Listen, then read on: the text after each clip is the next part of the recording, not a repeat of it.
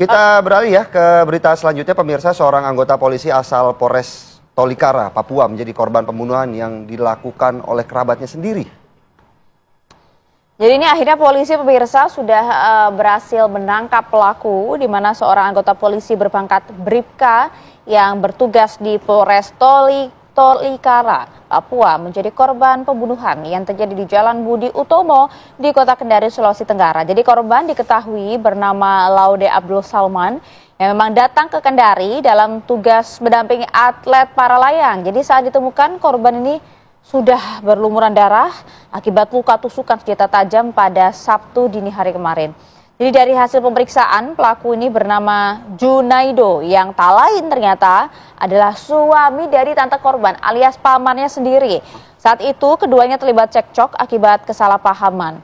Saat ini polisi memang masih terus mendalami ya sebenarnya apa sih motif yang dilakukan oleh pelaku, dan kini telah diamankan di Mapolda.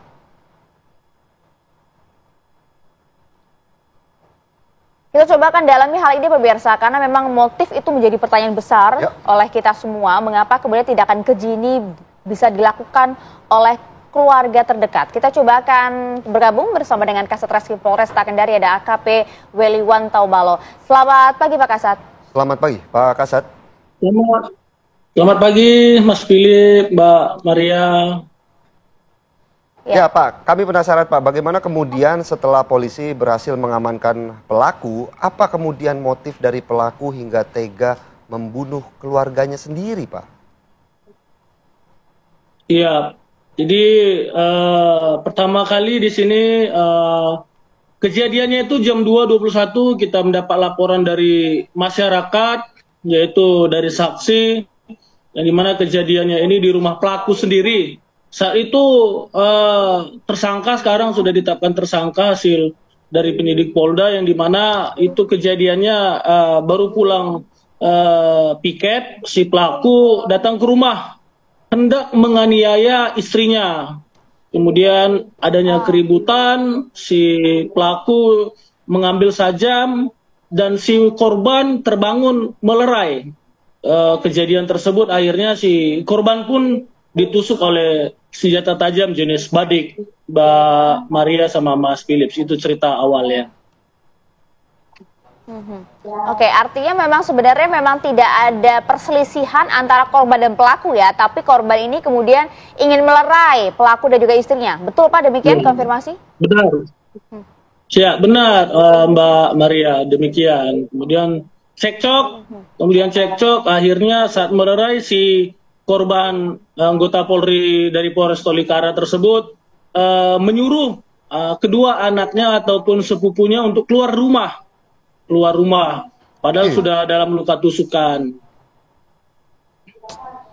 Pak, informasinya pelaku ini ketika melancarkan aksinya dibawa pengaruh minuman keras, apakah betul? Ya benar. Jadi saat diamankan si pelaku ini dalam keadaan pengaruh minuman beralkohol atau minuman miras, yang dimana pelaku saat kami interogasi awal, saat ngomong belum menyambung. Akhirnya saat sudah kita kasih mandi, cuci muka dia, akhirnya si pelaku menyadari dan menyesali perbuatan yang dilakukan oleh pelaku menikam saudaranya sendiri, yaitu anggota Polri Polres Tolikara. Gitu Mas Philips. Iya. Profesi pelaku apa Pak? Baik, pelaku merupakan seorang PNS di instansi TNI di Korem Sulawesi Tenggara, Mbak Maria. Baik, Pak Kasat, apakah pelaku ketika ditangkap ataupun diamankan oleh pihak kepolisian ada upaya untuk melarikan diri atau seperti apa? Jadi pelaku saat